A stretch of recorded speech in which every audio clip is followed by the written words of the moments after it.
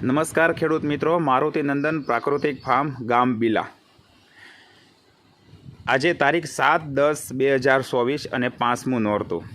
તો મિત્રો, આજે અમે આ ભીંડાનું અથાણું બનાવવાની પ્રોસેસ કરીએ છીએ.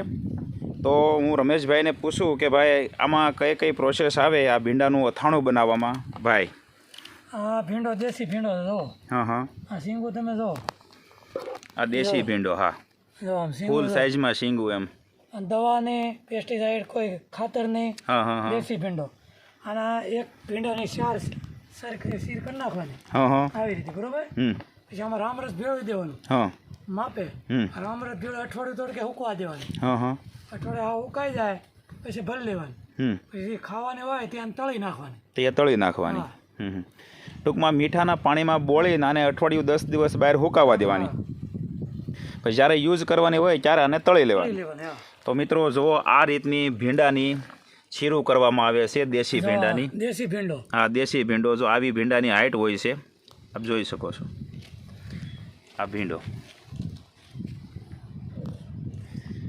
આભાર. અસ્તુ.